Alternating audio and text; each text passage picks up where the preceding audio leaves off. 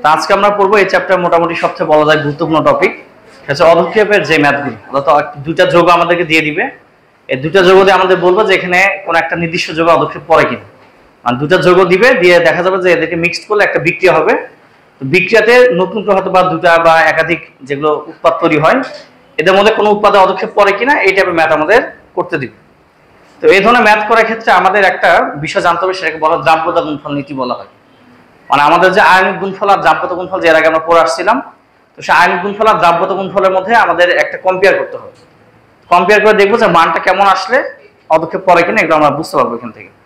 তার আগে একটু মনে করি দ্রাব্যতা গুণফল কি ছিল বলো দেখি। দ্রাব্যতা গুণফল ছিল সম্পৃক্ত অবস্থার যে ঘনমাত্রা, অর্থাৎ দ্রাব্যতা যেটা এদিকে গুণ করা যা পায় তাকে বলা দ্রাব্যতা গুণফল। আর আয়নিক গুণফলটা ছিল শুধু ঘনমাত্রা গুণফলটাকে বলা হয় আয়নিক গুণফল বলা হয়। তো চলো শুরু করা যাক। তো আজকে আমাদের টপিকের মূল নাম যেটা, টপিকটার মূল নাম হচ্ছে দ্রাব্যতা গুণফল নীতি।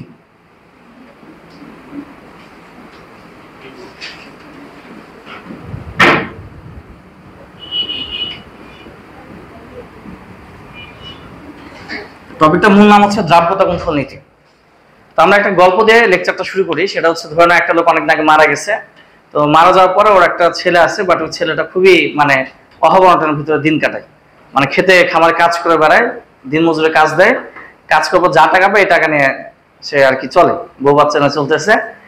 এখন এই লোকটা এতটা অভাব যে মাঝে সাথে বাবাকে নিয়ে মাঝে সাথে তার খুব একটা আক্ষেপ করে বলে, আমার বাবা কিছুই রেখে যায় নাই।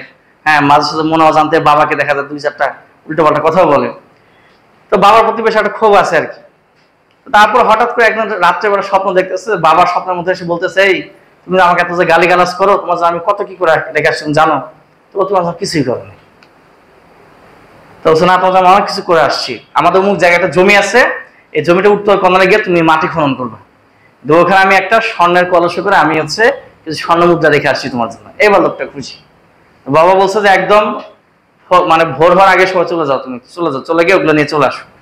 তো এই লোকটা করছে কি, একদম হচ্ছে ফজরের একদম আজান দেওয়ার আগে একদম কোদাল কাছি ভার যা লাগে আর কি নিয়ে দিছে দৌড়, সাথে একটা বস্তা নিয়ে গেছে, 1000 স্বর্ণ মুদ্রা ধরতে পারে এরকম একটা বস্তা। তার মানে আশা কিন্তু ছোট না, বড়সড় আশা নিয়ে গেছে যে কি এমন বস্তা নিয়ে গেছে যে বস্তায় 1000 স্বর্ণ মুদ্রা ধরবে। তো আমরা ধরেছি এটা সে বস্তা, যে বস্তা 1000 স্বর্ণ মুদ্রা ধরে, এটা সে বস্তা। তাহলে বোঝা গেল এই বস্তাটা ম্যাক্সিমাম ক্যাপাসিটি কত? এই বস্তা ম্যাক্সিমাম ক্যাপাসিটি হচ্ছে 1000 স্বর্ণ মুদ্রা ধরবে এরকম একটা বস্তা, ঠিক আছে? 1000 স্বর্ণ মুদ্রা ধরবে। তো যাওয়ার পর দেখা যাচ্ছে লোকটা হ্যাঁ সত্যি সত্যি দেয় মাটি খুঁড়ে একটা কলস পাইছে, আমাদের স্বর্ণ মুদ্রা পাইছে, কিন্তু লোকটার মন খুশি হয় না, কারণ স্বর্ণ মুদ্রা পাইছে 800, বস্তা ভরে নেই। বোঝা যাচ্ছে একদম পিওর বাঙালি। কারণ বাঙালিদের একটু খালি যদি 19-20 হয় তাহলে মন ভরে না। অথচ দেখা একটা স্বর্ণ মুদ্রা বিক্রি করে প্রায় সারা পরিবার নিয়ে, মানে পুরো পরিবারে প্রায় 6 মাস বসে খাইতে পারবে, প্রায় 400 বছর খাইতে পারবে, এরকম স্বর্ণ মুদ্রা পাইছে। মন ভয় নাই কেন? বস্তা ভরে। ঠিক আছে, তাহলে দেখা যাচ্ছে যে প্রথম দিন গেল, এখানে কত পাইছে? স্বর্ণ মুদ্রা পাইছে 800, বাস 800 নিয়ে চলে আসছে, মন খুবই খারাপ। রাত্রেবেলা শোয়ার আগে আবার 2-4টা বাবার গালি দিয়ে দিল, যে রেখে যখন গেছো আর 200 রাখলে কি হতো, বস্তাটা ভরতো আমার। তো যাক, মন টন খারাপ করে ঘুমাই দিছে। ঘুমানোর পর দেখা যাচ্ছে হঠাৎ করে রাত্রেবেলা ওই দিন রাত্রে বাবা স্বপ্ন চলে আসছে, এসে বলছে তোমার জন্য আমি এত করে স্বর্ণ মুদ্রা রাখলাম, তোমার গালি দিচ্ছ। তো বলছে আর 200 রাখলে কি হইতো, কষ্ট যখন করছে আর একটু কষ্ট করতে আমাদের জন্য, মানে অভিযোগের শেষ নাই। ও বাবা বলতেছে আরো আছে, দক্ষিণ কোণে আবার খনন কর। আবার করছে কি, ফজরের নামাজের আগে একদম করছে, দৌড় দিছে দক্ষিণ কোণে গিয়ে সত্যি সত্যি খুঁড়ে আবার পাইছে। এই দিন একদম মন খুশি, কারণ 1000 স্বর্ণ মুদ্রা পাইছে, বস্তা একদম ভরে গেছে একদম। তাহলে এখানে ফার্স্ট ডেতে পাইছিল কত? প্রথম দিন পাইলো কত? এখানে 800।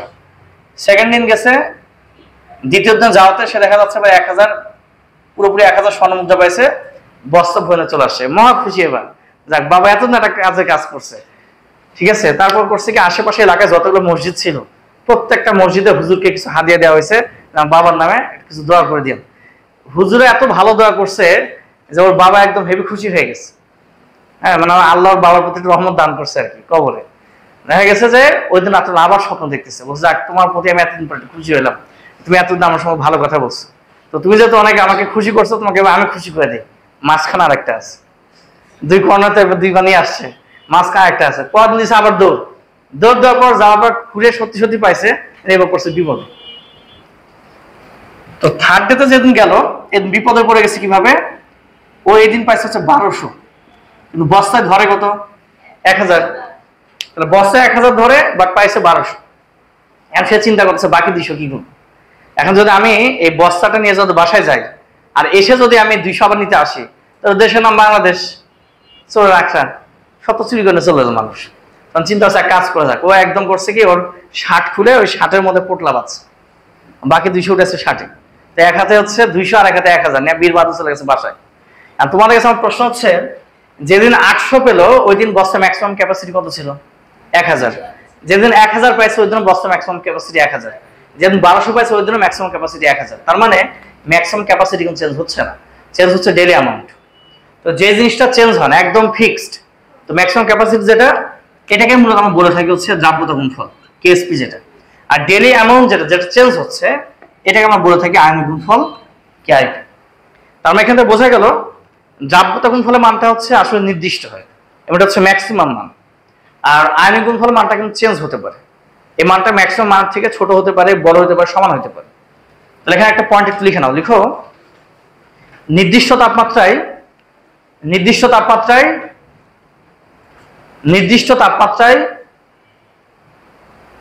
দ্রাব্যতা গুণফলের মান নির্দিষ্ট হয়। নির্দিষ্ট তাপমাত্রায় দ্রাব্যতা গুণফলের মান নির্দিষ্ট হয়। নির্দিষ্ট তাপমাত্রায় দ্রাব্যতা গুণফলের মান নির্দিষ্ট হয়।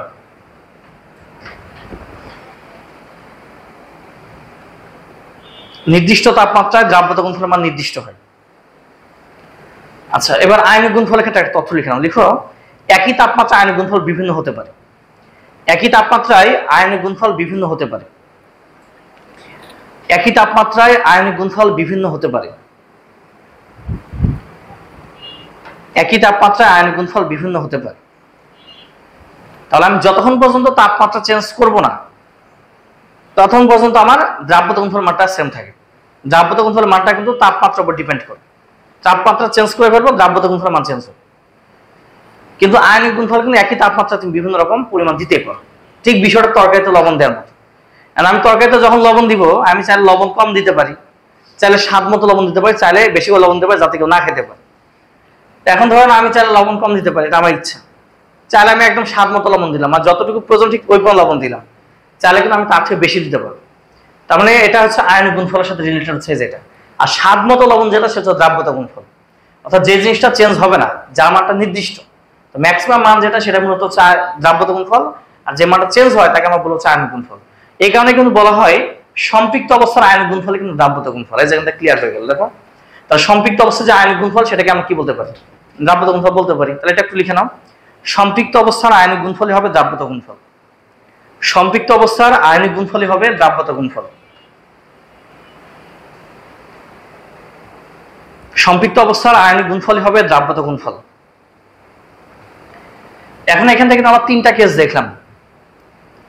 এখানে আমরা 3টা কেস দেখতে পাচ্ছি। তো প্রথম দিনে দেখা গেল যে এখানে পাইলো 800 আর বস্তায় ধরে 1000। দেখো, প্রথম কেসটা হচ্ছে এখানে পেলাম 800, বস্তার ম্যাক্সিমাম ক্যাপাসিটি 1000। তার দেখা যাচ্ছে এই ক্ষেত্রে আমার হচ্ছে ডেইলি অ্যামাউন্ট যেটা, সেটা কিন্তু কম, আর বস্তার ম্যাক্সিমাম ক্যাপাসিটি হচ্ছে বেশি। তার এখানে কেআইপি মান কম, কেএসপি মানটা বেশি। দ্বিতীয় ক্ষেত্রে দেখা যাচ্ছে এখানে কেএসপি কেআইপি মান সমান, তৃতীয় ক্ষেত্রে কেআইপি বেশি, কেএসপি মানটা ছোট। এই 3 অবস্থাতে মূলত 3 ধরনের আমরা দ্রবণ পাবো। এক্ষেত্রে বলা সম্ভব যে পদক্ষেপ পড়বে কিনা, এই সবগুলো হিসাব নিকাশকে একত্রে বলা দ্রাব্যতা গুণফল নীতি। তাহলে আমরা 3টা কেস দেখতে পাচ্ছি। প্রথম কেসটা হচ্ছে এখানে কেআইপির মান কম, বাট কেএসপির মানটা এখানে তুলনামূলক বেশি। এখন দেখো, আমি কিন্তু চাইলে আরো 200 এখানে অ্যাড করতে পারতাম, প্রথম দিনে অ্যাড করা যাইতো না? আর আমরা এর আগে ক্লাসগুলোতে পড়ে আসছিলাম, যদি আরো কিছু পরিমাণ দ্রব্য এখানে অ্যাড করা যায়, তাহলে এটা কোন ধরনের দ্রবণ হয়? সম্পৃক্ত, অসম্পৃক্ত না অতিপৃক্ত? অসম্পৃক্ত। যদি আরো কিছু পরিমাণ যদি দ্রব্য অ্যাড করা যায়, সেটা আমরা কি বলবো? এটা হচ্ছে অসম্পৃক্ত দ্রবণ। ঠিক আছে, আরো কিছু পরিমাণ দ্রব্য অ্যাড করা গেলে তাকে আমরা বলবো অসম্পৃক্ত দ্রবণ। তাহলে বোঝা গেল, যেহেতু এখানে কেআইপির মানটা ছোট, কেএসপি মানটা বড়, তার মানে এখানে আরো কিছু পরিমাণ দ্রব্য চাইলে আমি অ্যাড করতে পারতাম। তাহলে বলা যাচ্ছে এটা অবশ্যই কি অসম্পৃক্ত দ্রবণ।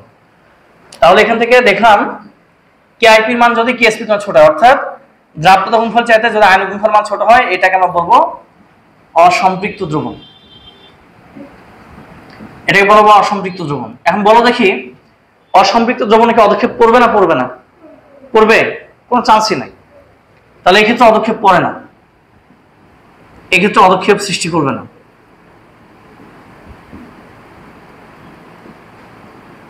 এক্ষেত্রে অদক্ষেপ সৃষ্টি করবে না।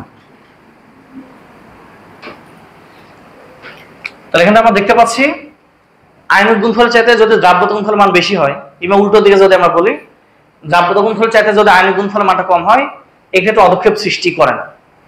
বুঝতে পারলাম কিনা এটা কি বুঝতে পারলাম? আচ্ছা, এবার সেকেন্ড যে দিনটা ছিল সেদিনটা আমরা খেয়াল করি। তো দ্বিতীয় দিনে দেখা যাচ্ছে আমরা স্বর্ণমুদ্রা পেলাম 1000, স্বর্ণমুদ্রা পেলাম 1000, বস্তার ম্যাক্সিমাম ক্যাপাসিটি 1000। তার মানে এবার কিন্তু কেআইপি এবং কেএসপি দুটো মানে কি হবে? সমান। তো যখন কেএসপি এবং কেআইপি দুটো মানে সমান হবে, কেআইপি এবং কেএসপি যখন উভয় মানটা সমান, তখন এটাকে বলা হবে সম্পৃক্ত দ্রবণ বলা হবে। মানে এখানে যতটুকু প্রয়োজন ছিল ঠিক ততটুকু আমি পেলাম, যতটুকু প্রয়োজন ঠিক ততটুকু পাওয়া যাচ্ছে। তাহলে এটা কোন ধরনের দ্রবণ হবে? এটা সম্পৃক্ত দ্রবণ। তাহলে এটাকে আমরা বলতে পারি এটা হবে সম্পৃক্ত দ্রবণ, এটা হবে সম্পৃক্ত দ্রবণ। এখন বলো দেখি সম্পৃক্ত দ্রবণে কি অদক্ষেপ সৃষ্টি করে? এখানে কোনো অদক্ষেপ সৃষ্টি করবে না। তাহলে এক্ষেত্রে অদক্ষেপ সৃষ্টি করে না।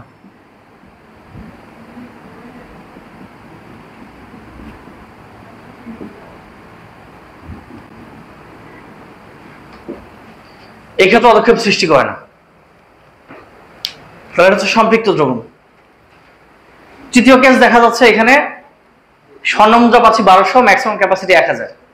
তো আমি যখন সবগুলো স্বর্ণমুদ্রা যখন বস্তার মধ্যে উঠার চেষ্টা করবো, 1000 নিবে, বাকি 200 কিন্তু ফেলে দিবে, উঠবে না, ওর মধ্যে পড়ে যাবে। তাহলে পড়ে যাওয়ার অর্থ তার মানে এখন এটাকে যদি আমি দ্রবণের ক্ষেত্রে চিন্তা করি, তার মানে কিন্তু এখান থেকে কিছু দ্রব অতক্ষিপ্ত হবে। তার বলা যায় এটা হচ্ছে অতিপৃক্ত দ্রবণ বলা যায়। তাহলে এখানে দেখা যাচ্ছে এখানে হচ্ছে আমাদের কেআইপির মানটাই কেএসপির তুলনায় কি হবে? বড় হবে। তাহলে এখানে দ্রাব্যতা গুণফলের তুলনায় এখানে আয়নিক গুণফলের মানটা বেশি। যেহেতু এখানে দ্রাব্যতা গুণফলের চাইতে আয়নিক গুণফলের মানটা বেশি, সুতরাং এটাকে বলা যাবে কি? এটাকে বলা যাবে অতিপৃক্ত দ্রবণ। ঠিক আছে, এটাকে বলা যাবে অতিপৃক্ত দ্রবণ। আর অতিপৃক্ত দ্রবণ অবশ্যই কি অদক্ষেপ পড়বে না? এক্ষেত্রে অদক্ষেপ পড়বে। তাহলে এক্ষেত্রে অদক্ষেপ সৃষ্টি করে।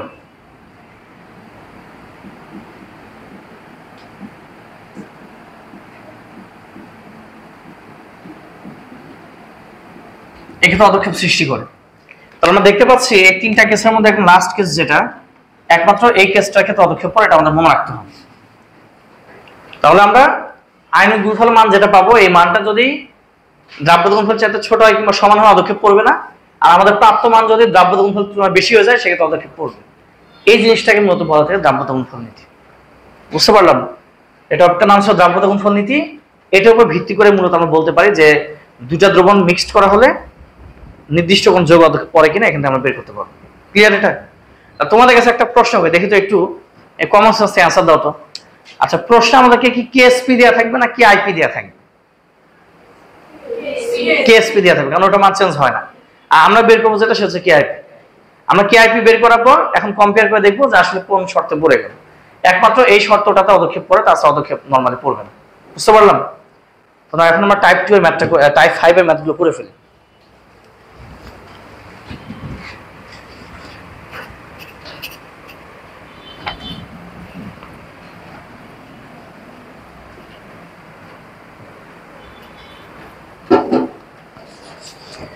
এখন আমি এই কোশ্চেনটা আগে একটু বুঝাই দিই তোমাদের।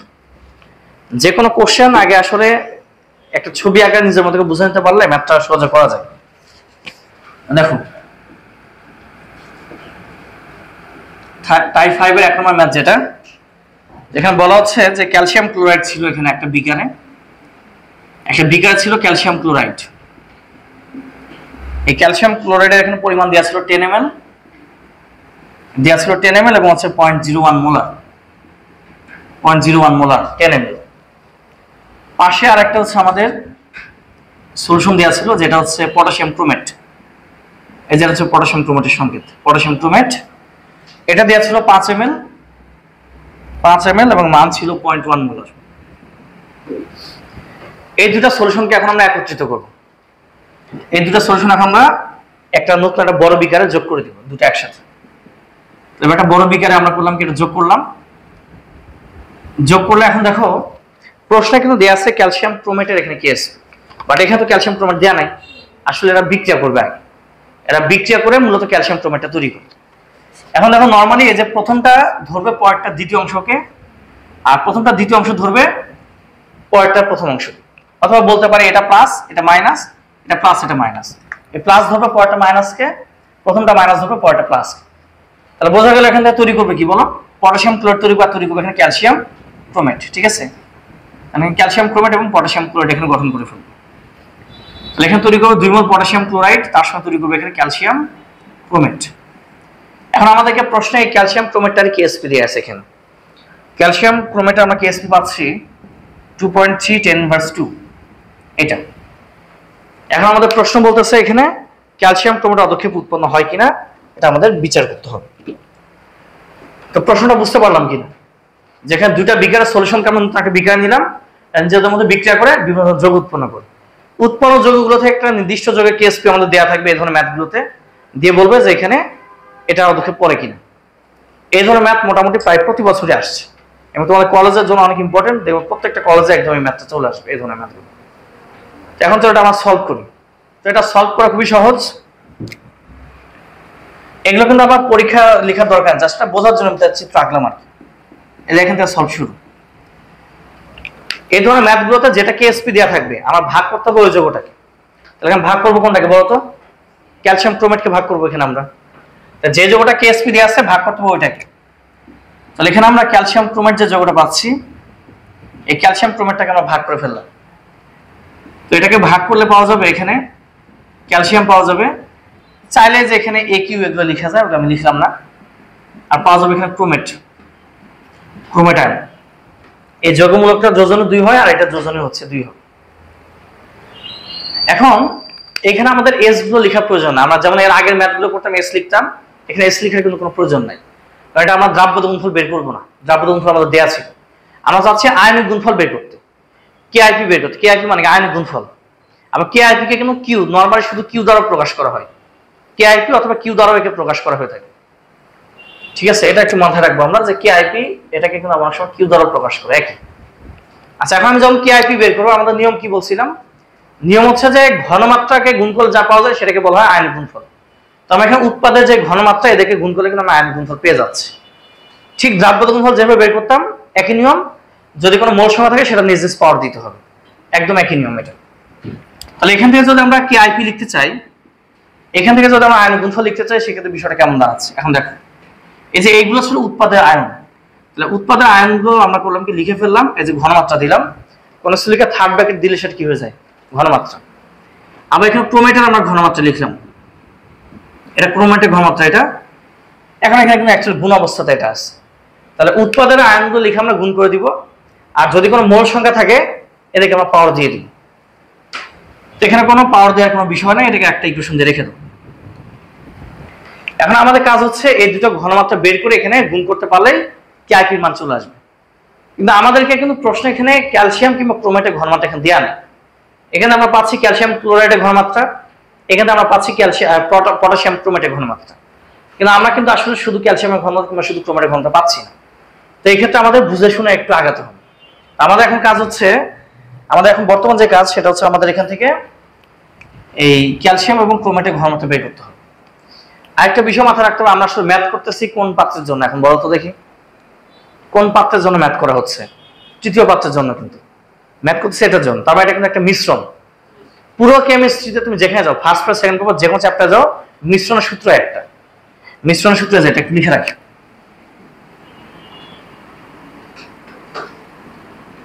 এটা হচ্ছে মিশ্রণের সূত্র, S into V1 plus V2 সমান S1 V1। এটা তুমি যেখানে যাও পুরো কেমিস্ট্রির মিশ্রণ সূত্র একটা, S into V1 plus V2 সমান S1 V1। এই সূত্রে আমাদেরকে মিশ্রণের হচ্ছে যে কোনো মান বের করা যেতে পারে, আমাদের ক্ষেত্রে বের করবো আর কি, ঘনমাত্রা বের করা যায়। এখন যদি লক্ষ্য করি এই যে এখানকার যে S, এই Sটা হচ্ছে মিশ্রণের মধ্যে আমি যেটাই ঘনমাত্রা বের করতে চাই সেটা ঘনমাত্রা বের করতে পারবো। এখন আমি এখানে V1 এবং V2 যোগ করলাম কেন, দেখো এই যে এখানে যে 10 ml দেওয়া আছে, এখানে 5 ml দেওয়া আছে, এগুলো কিন্তু V1 V2। এই যে এখানে আছে 0.01 মোলার 0.1 মোলার, এগুলো হচ্ছে S1 S2। তবে এগুলো হচ্ছে স্ট্রেংথ বা ঘনমাত্রা, এগুলো হচ্ছে ভলিউম বা আয়তন। এখন একটু খেয়াল করো, আমরা যদি এই দুটা পাত্রকে যদি এখানে একত্রিত করি, তাহলে এটা 10 ml সাপোজ এই পর্যন্ত ছিল, এই পর্যন্ত ছিল ধরুন 10 ml, আবার যখন 5 ml যোগ করলাম তাহলে একটু উচ্চতা একটু বাড়বে না, আয়তন বাড়বে না? তাহলে আমরা কিন্তু একটা টোটাল আয়তনটাই বের করি। এই কারণে মূলত দুইটা কি করতে হয়, যোগ করতে হয় এখানে মিশ্রণের ক্ষেত্রে। আর এখানকার এসটা হচ্ছে মিশ্রণের ঘনমাত্রা, মানে যেটা বের করতে চাচ্ছি সেটা বের হয়ে চলে আসবে। এই কারণে মূলত দুইটা এখানে আয়তন যত যোগ করি, এই কারণে এখানে V1 V2 যোগ করে নিতে হয় আমাদের। আর S1 V1টা হচ্ছে যে আয়নটা আমার প্রয়োজন, ওই আয়নটা কোন পাত্র থেকে আসছে, যে আয়নটা প্রয়োজন সেই আয়নটা কোন পাত্র থেকে আসে, সেই আয়নের ঘনমাত্রা, সেই পাত্রের ঘনমাত্রা এবং তার আয়তন, এটা হচ্ছে S1 V1। চলো এখন আমরা ক্যালসিয়াম এবং ক্রোমেট এই দুটো আলাদা করে আমরা ঘনমাত্রা বের করব। চলো শুরু করা যাক। প্রথমে লিখো ক্যালসিয়াম 2+ এর ঘনমাত্রা।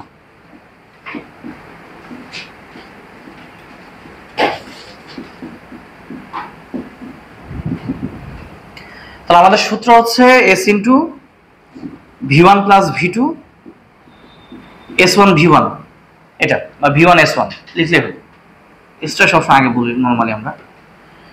আচ্ছা এখন খেয়াল করো, এখানে মূলত যে এসটা আমরা বের করবো, এই এসটাই কিন্তু ক্যালসিয়াম আয়ন ঘনমাত্রা বের হবে। তাহলে এখানে V1 V2 বের করতে হবে। তাহলে এখন বলতো V1 এর মান কত, 10, আর V2 এর মান 5। তাহলে এখানে S ইন্টু 10 + 5, আর এখানে S1 V1 যেটা, এই যে এটা S1 এটা V1, এটা সরি এটা S1 এটা V1, এটা S2 V2। এখন একটা কথা হচ্ছে যে আসলে চট করে যদি এখন এটা যদি দেখে দেয়, এটা যদি দেখে দিয়ে রাখি, এখন তো সবসময় তো পাত্র একদম সিরিয়াল বাই সিরিয়াল আমাকে দেওয়া থাকবে না। এখানে মাথায় রাখতে হবে যে প্রথমে যে মানগুলো পাবো সেগুলো যে S1 V1, পরেরগুলো যে S2 V2, বিষয়গুলো এমন না। বিষয় হচ্ছে যে মিশ্রণে যখন আমরা ম্যাথ করতেছি, এই মিশ্রণ থেকে আমাকে ক্যালসিয়ামের ঘনমাত্রা বের করতে হবে। এখন এই ক্যালসিয়ামটা কোন পাত্র থেকে আসছে, অবশ্যই এই পাত্র থেকে। এখানে ক্যালসিয়াম ছিল, এখান থেকে তো আর ক্যালসিয়াম আসে নাই। তাহলে মূলত যে পাত্র থেকে ওই আয়নটা আসছে সেই পাত্রের ঘনমাত্রা বা আয়তন S1 V1। বুঝতে পারলাম? তাহলে এখন এই পাত্র যদি আগে দিত তাহলে আমরা এটা নিতাম, ওটা ওখানে থাকি। যাক, মূল কথা হচ্ছে S1 V1টা হচ্ছে ক্যালসিয়াম যে পাত্র থেকে আসছে। তাহলে S1 এর মান এখানে 0.01 আর V1 এর মান এখানে 10 ml। অনেকের মাথায় একটা প্রশ্ন জাগতে পারে, এখানে যে বরএম যেটা দেয়া আছে, বরএম মানে তো মোলারিটি, মানে মোল পার লিটার, তো এটা আবার ml এ রাখবো নাকি হচ্ছে লিটারে নিব? অ্যান্সার হচ্ছে ml এ রাখা যাবে, কারণ একটু পরে ml কাটা যাবে। একটু পরে ml যেগুলো দেয়া আছে সবগুলো ভ্যানিশ হয়ে যাবে, এগুলো কোনো চেঞ্জ করার প্রয়োজন নাই, জানা আছে তুমি করে ফেলো। তাহলে এখন দেখো S সমান লেখা যাচ্ছে এখানে, তাহলে এখানে কত হবে, 10 দিয়ে গুণ করলে জাস্ট কত হবে, এখানে 0.1 হবে না উপরে, 10 দিয়ে গুণ করলে, আর নিচে 15। এখন দেখো তো S এর ভ্যালু কত আসছে, S এর ভ্যালু কত আসছে একটু দেখো।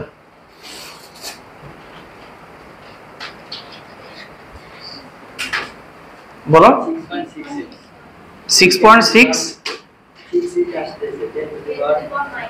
6.7 10/3, ওকে এটাই। তো এটাই মূলত ক্যালসিয়াম আয়ন ঘনমাত্রা। এখন একটু ফর্মাল হতে লেখো, যে থার্ড ব্র্যাকেট দিয়ে যেটা, একটু ফর্মাল হতে লিখে দিলাম যে ক্যালসিয়াম 2+ এর ঘনমাত্রা পাচ্ছি আমরা 6.67 10/3। এখন মাথায় প্রশ্ন আসতে পারে হচ্ছে এখানে একক লিখবো কিনা। আচ্ছা হচ্ছে এখানে একক লেখার প্রয়োজন নাই, কেন, আমাদের এখানে একক দেয়া নাই। কেএসপি যেহেতু আমরা একক দেয়া নাই আমাদের এখানে, অযথা এখানে একক লিখে ঝামেলায় যাওয়ার কোনো দরকার নেই। এখানে একক কোন একক হবে আমরা তো বুঝতে পারতেছি না, এটা কি গ্রাম পার লিটার লিখবো না মোল পার লিটার লিখবো, বোঝা যাচ্ছে না। তারপর বলা যায় এখানে আসলে মোল পার লিটার লিখতে হবে, লিখতে যদি চাই মোল পার লিটার লিখতে হবে, কারণ এখানে ml, এখানকার ml কাটা যাবে, এটা ছিল মোল পার লিটার ছিল, তাহলে মোল পার লিটার লিখতে হবে। বাট আমরা এখানে লিখলাম না, কারণ আমাদের যেহেতু এখানে মান দেওয়া নেই, এখানে আমরা লিখবো না, না লিখলেও সমস্যা নেই, এই ধরনের ম্যাথগুলোতে ঝামেলা করবে না। আর তুমি যদি মনে করো চাইলে লিখতে পারো, লিখলে কি কোন একক লিখতে হবে, মোল পার লিটার লিখতে হবে। তাহলে এই অংশটা বুঝতে পারলাম কিনা। সেম ভাবে এখন আমাদের ক্রোমেটের ঘনমাত্রা বের করতে হবে। আমার সাইড হোক বা নিচে হোক লিখে নাও। এবার লিখো ক্রোমেটের ঘনমাত্রা নির্ণয়।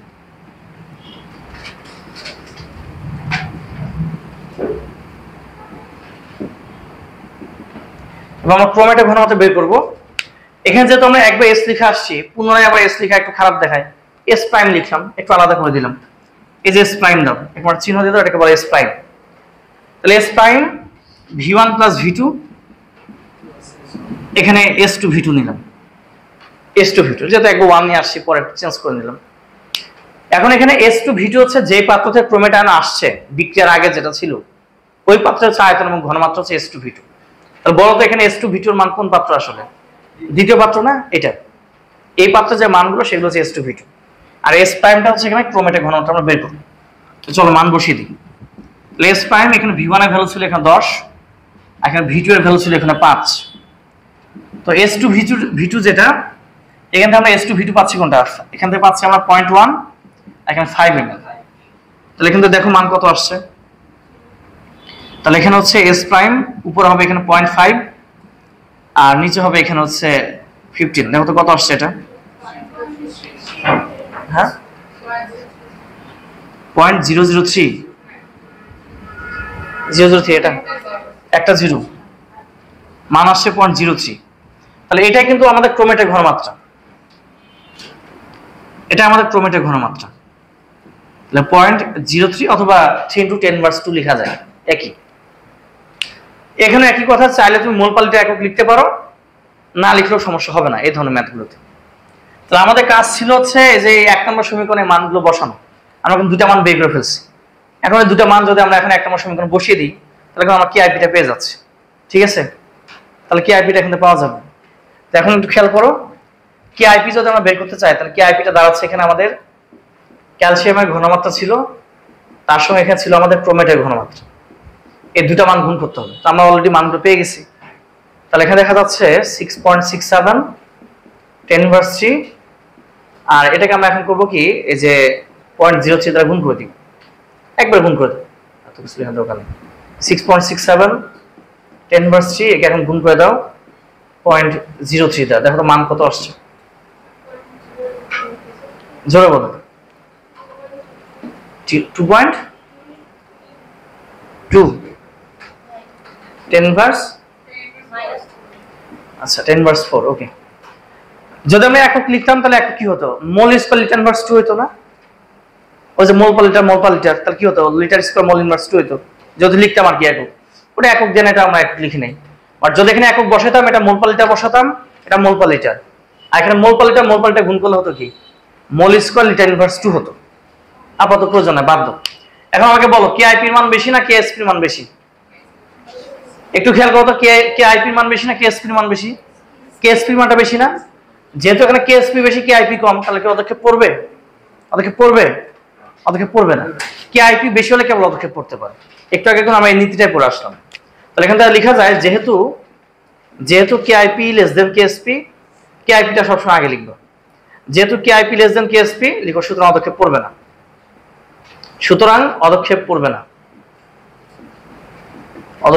না। বাস, ম্যাথ হয়ে গেল।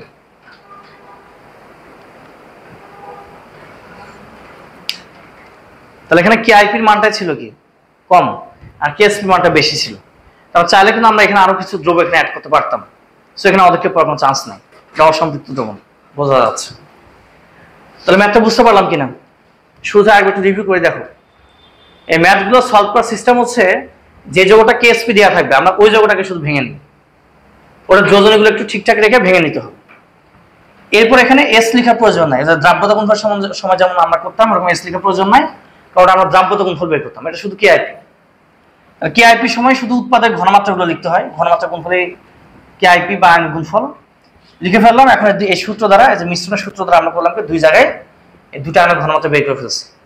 এরপর হচ্ছে মানগুলো এখন বসালাম। এখন এই মানটা কম্পেয়ার করে বোঝা যাবে পদক্ষেপ পরে কি পড়ে না। এখানে দেখা যাচ্ছে KIP মানটা ছোট, যদি KIP মানটা বেশি হতো তাহলে আমরা বলতাম এখানে পদক্ষেপ পড়বে। ইভেন সমানও যদি হয় তাহলে পদক্ষেপ পড়বে, সমান হলেও কোনো পদক্ষেপ পড়বে না। বুঝতে পারলাম এই ম্যাথ? ওকে, এবার 2 নম্বর ম্যাথ একটু পড়ে ফেল।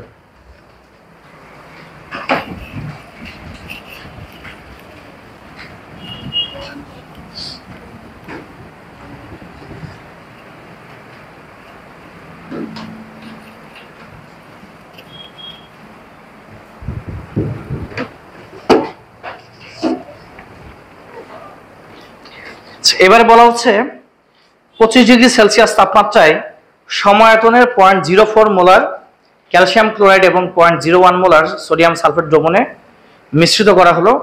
এর ফলে কি ক্যালসিয়াম সালফেট পদক্ষেপ হবে? ক্যালসিয়াম সালফেট এখানে KSP দেওয়া আছে। আচ্ছা, একটু যদি ভালো করে খেয়াল করে এখানে দেখো আয়তনটা দেওয়া নাই, আয়তন দেওয়া আছে এখানে দেওয়া নাই। এগুলো না ঘাবড়ানোর কিছু নাই, যেটা দেওয়া থাকবে না ওটা পুরো তো জাস্ট ওটা রাশি বসাই দিব। তো আয়তন দেওয়া নাই, ভি এর জায়গায় ভি বসাই দিব। এবার ঘাবড়ানোর কিচ্ছু না, একটু বাদে ভি ভ্যানিশ হয়ে যাবে, দুই পাশে দেখবে এমনি কাটাকাটি চলে গেছে, ভি থাকবে না। চলো শুরু করি। আচ্ছা, ম্যাথটা আমরা একটু বোঝার চেষ্টা করে দেখো। তাহলে এখানকার মান অনুযায়ী এখানে একটা বিকার ছিল, যে বিকার দেওয়া ছিল এখানে ক্যালসিয়াম ক্লোরাইড, বিকারটাতে দেওয়া ছিল ক্যালসিয়াম ক্লোরাইড। এখানে আয়তন দেওয়া না, আমরা VmL ধরে নিলাম, আয়তন দিয়ে ভি জায়গায় ভি ধরলাম। আচ্ছা, এরপর আমাদের এখানে ঘনমাত্রা দেওয়া ছিল 0.04 মোলার, এটা ঘনমাত্রা দেওয়া ছিল। পাশে আমাদের আরেকটা বিকার দেওয়া ছিল সোডিয়াম সালফেট, পাশে এখানে আমাদের আরেকটা বিকারে দেওয়া ছিল সোডিয়াম সালফেট। তো সোডিয়াম সালফেট একইভাবে বলছে সমায়তন, তো আমি এখানে আয়তন দেওয়া নেই। এটা যেহেতু আয়তন আমরা ভি ধরলাম, পরটাকে আয়তন কত ধরতে হবে? ভি ধরতে হবে, দেওয়া নাই, এটাও ভি হবে। সমায়তন বলছে VmL হবে এটা। আর এখানকার ঘনমাত্রা ছিল এখানে 0.01 মোলার, 0.01 মোলার। ঠিক আগের মতো এখন দুটা পাত্রকে আমরা এখন এক জায়গায় করি, এই দুটা পাত্রকে আমরা যোগ করে ফেললাম একটা নতুন পাত্রে, অবশ্যই এখানে বিক্রিয়া করবে আগের মতো। এই যে ক্যালসিয়ামটাকে ধরবে কোনটা? এই সালফেট, আর এখানকার ক্লোরিনকে ধরবে এখানকার সোডিয়াম। এই যে প্রথমটা প্লাস পরেরটা মাইনাস, প্রথমটা মাইনাস পরেরটা প্লাস, এখানে তৈরি করবে 2 মোল সোডিয়াম ক্লোরাইড, তৈরি করবে 1 মোল ক্যালসিয়াম সালফেট। তাহলে এখানে যে বিক্রিয়া হবে এখানে তৈরি করবে 2 মোল সোডিয়াম ক্লোরাইড তৈরি করবে, তার সাথে তৈরি করবে 1 মোল ক্যালসিয়াম সালফেট। আমরা যখন ম্যাথ করবো এই বিক্রিয়াগুলো দেখালেও হবে, না দেখালেও চলবে, দেখালে কোনো সমস্যা নাই, না দেখালেও কোনো তোমার অসুবিধা হবে না। এখানে আমাদের কেএসপি মানটা দেওয়া আছে ক্যালসিয়াম সালফেটের ক্ষেত্রে। ক্যালসিয়াম সালফেট কেএসপি পাচ্ছি আমরা 2.4 10⁵ এখানে আমরা এই মানটা পাচ্ছি। এখন আমাদের দেখতে হবে ক্যালসিয়াম সালফেট পদক্ষেপ পড়ে কিনা। ম্যাথটা বুঝতে পারছি তো না? তাহলে এখানে আয়তন দেওয়া ছিল না, আমরা আয়তন ধরে নিলাম ভি। সমায়তন বলছে, সমায়তন বলাতে এটা ভি ধরতে হবে, এটা ভি ধরলে এটা ভি ধরতে হবে। চলো এখন আমরা শুরু করতে পারি। তাহলে বলো দেখি এখানে কাকে আমাদের ভেঙে নিতে হবে, কোন জায়গাটাকে ভাঙতে হবে বলো তো? ক্যালসিয়াম সালফেট, যেটা কেএসপি দেওয়া থাকে। তাহলে ক্যালসিয়াম সালফেটটাকে যদি ভেঙে ফেলি, তাহলে এখানে দেখা যাচ্ছে ক্যালসিয়াম আয়ন তৈরি করবে 1 মোল, তার সঙ্গে তৈরি করবে সালফেট আয়ন 1 মোল। ক্যালসিয়ামটা প্লাস, সালফেট হবে মাইনাস। এখন এখানে আমাদের কেআইপি লিখতে হবে। তাহলে কেআইপিটা দাঁড়াচ্ছে এখানে ক্যালসিয়াম 2+ এর ঘনমাত্রা, এর সঙ্গে হবে এখানে সালফেটের ঘনমাত্রা। বাসাটাকে একটা ইকুয়েশন দিয়ে রেখে দিই আমরা। এখন আমাদের কাজ হচ্ছে এই দুটো ঘনমাত্রা বের করা। আমাদের এখন ক্যালসিয়ামের ঘনমাত্রা এবং সালফেটের ঘনমাত্রা বের করলেই ম্যাথটা কিন্তু চলে আসবে। এখন দেখো প্রথমে লিখি ক্যালসিয়াম 2+ এর ঘনমাত্রা লিখো।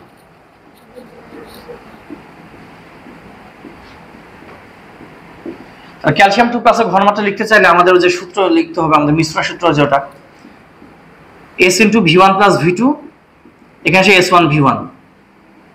বলো তো দেখি ক্যালসিয়ামের ক্ষেত্রে এখানে কোন পাত্র নিতে হবে আমাদের?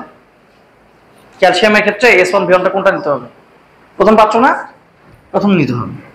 তাহলে এখানে S, এখন তো ভি এর মান তো এখানে দেয়া নাই, তার ভি এর মান জাস্ট ভি ধরে নিব। এটা ভি, এটাও কি হবে? ভি হবে, আর 2V লিখতে পারবো এখান থেকে আমরা। তাহলে S1 এর ভ্যালু এখানে দেয়া ছিল 0.04, আর V1 এর ভ্যালু শুধু ভি।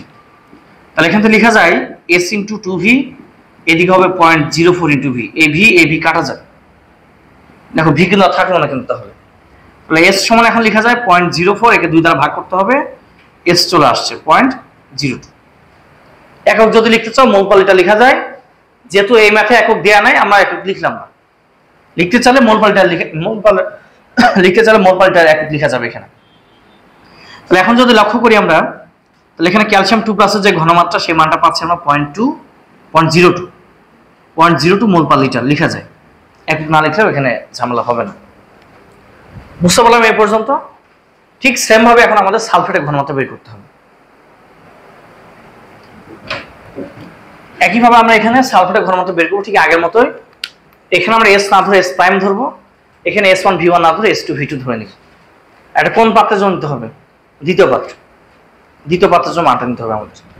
এখন দেখি, এবার লিখো ক্রোমেটের ঘনমাত্রা নির্ণয়। ক্রোমেট আয়নের ঘনমাত্রা নির্ণয়।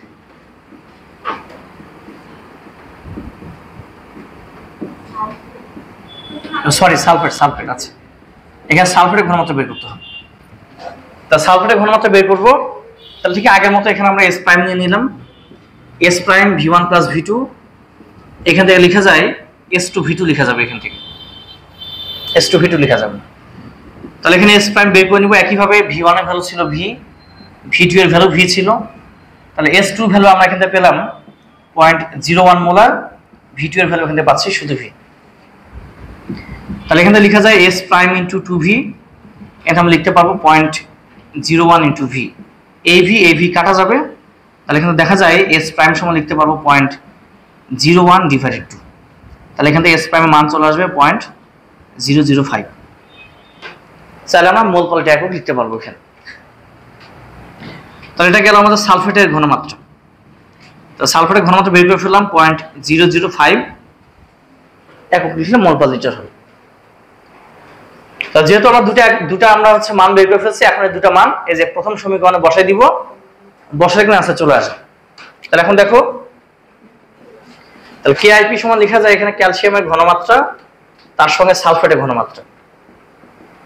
তো ক্যালসিয়ামের ঘনমাত্রা এখানে দেওয়া ছিল 0.02, আর সালফেটের ঘনমাত্রা পেলাম এখান থেকে 0.005। একটু দেখো মান কত আসছে, মান কত আসে একজন একটু দেখো।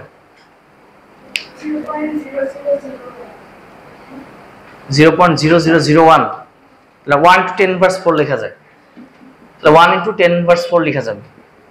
যদি আমরা একক লিখতে চাই তাহলে কি হবে, মোল স্কয়ার লিটার ইনভার্স 2 হবে।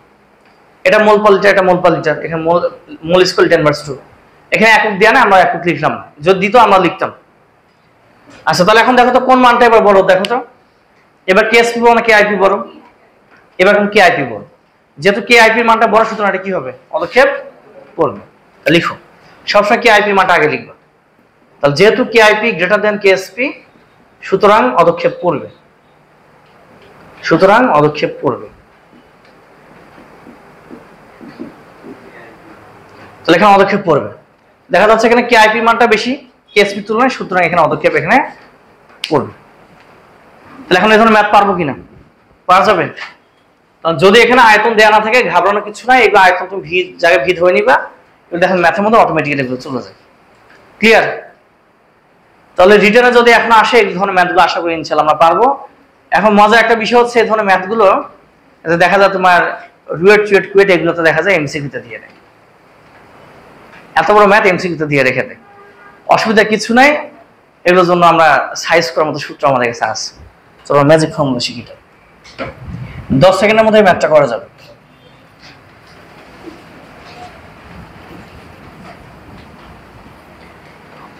এরকম পদক্ষেপ পড়বে কিনা এটা ম্যাথ যদি দেওয়া থাকে, তো KSP মান তো আমরা পাবোই। আমার কাজ শুধু KIP বের করা। KIP বের করার জন্য একটা ম্যাজিক ফর্মুলা শিখাই, একটু লিখে নাও।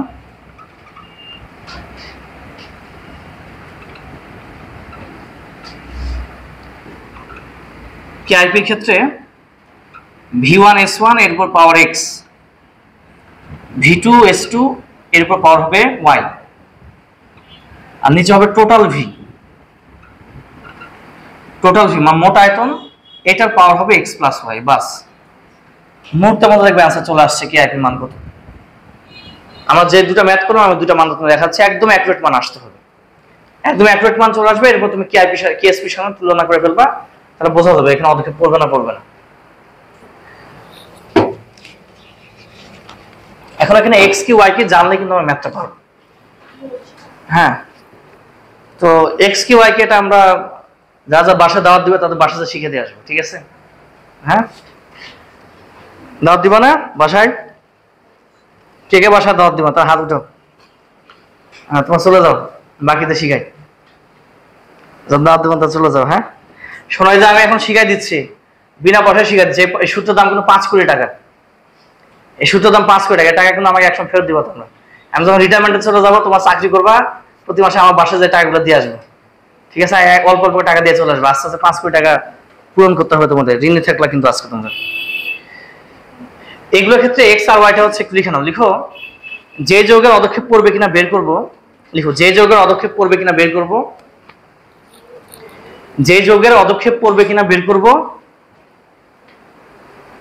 যে যৌগের পদক্ষেপ পড়বে কিনা বের করব, সেই যৌগের ক্যাটায়নের সংখ্যা X, অ্যানায়নের সংখ্যা Y। যে যৌগের পদক্ষেপ পড়বে কিনা বের করব, সেই যৌগের ক্যাটায়নের সংখ্যা X, অ্যানায়নের সংখ্যা Y। আমাদের তো বলে দিবে কোন যৌগ পদক্ষেপ পড়ে কিনা, এই যৌগটা পদক্ষেপ পড়ে কিনা তো বলে দিবে। তাহলে ওই যৌগটা ক্যাটায়নের সংখ্যা যেটা, সেটা হচ্ছে X, অ্যানায়নের সংখ্যা Y। অযথা কিন্তু একটা যৌগের X Y এসে বসালে হবে না। তাহলে এক্স আর ওয়াই কি বুঝতে পারলাম? যে যৌগটা পদক্ষেপ করবে কিনা আমাদের বের করতে বলবে, ওই যৌগটা ক্যাটায়ন কয়টা সেটা এক্স এর সংখ্যা, আর ওই যৌগটা অ্যানায়ন কয়টা সেটা হচ্ছে ওয়াই এর মান। চলো আমরা একটু দেখি। আচ্ছা ফার্স্ট আমরা 1 নম্বর ম্যাথটা একটু খেয়াল করি। দেখো 1 নম্বর ম্যাথে আমাদের কিন্তু দেয়া ছিল ক্যালসিয়াম ক্রোমেট পদক্ষেপ করবে কিনা, দেয়া ছিল ক্যালসিয়াম ক্রোমেট পদক্ষেপ করবে কিনা। তাহলে এখন দেখো এখানে ক্যাটায়ন কয়টা, ক্যাটায়ন কয়টা দেখো তো, একটা। আর ক্রোমেট কয়টা, অ্যানায়ন যেটা সেটা কিন্তু একটা। তাহলে এখানে x1 ওয়াইটা কি হবে, 1ই হবে, কিন্তু x1 ওয়াইটা 1 হবে। ক্যাটায়ন একটা, অ্যানায়ন কয়টা, একটাই হবে। এখন খেয়াল করো, এখন যদি আমরা দেখি তাহলে v1s1, এখন দেখো v1s1 এর মান এখানে কত দেয়া ছিল, এখানে v1s1 এর মান এখানে v দেয়া ছিল 10 আর s1 এর ভ্যালু দেয়া ছিল এখানে 0.01 দেয়া ছিল। আর এখানে ক্যাটায়নের সংখ্যা এখানে কত, 1, এখানে পাওয়ার 1 দিয়ে দিলাম। অ্যানায়নের মানটা দেয়া ছিল এখানে 5 ml, তার সঙ্গে দেয়া ছিল 0.1 মোলার। এখানে কিন্তু একই ভাবে অ্যানায়নের সংখ্যা 1 আর নিচে টোটাল ভি, তাহলে হয়তো টোটাল ভি কত, 10 আর 5 এ 15। একটা আয়তন দেয়া ছিল 10, একটা আয়তন দেয়া ছিল 15, আগে ম্যাথটা করতেছে। তাহলে 15 এর উপরে কি হবে, পাওয়ার হচ্ছে যে এখানকার 1 আর এখানকার 1 যোগ করতে হবে, যে দুটো পর যোগ করতে, তাহলে কত হবে, এটা স্কয়ার হয়ে যাবে। দেখো মান কত আসছে, একদম হুবহু এই মানটাই আসবে। দেখো তো মান কত আসে, একজন একটু বলো।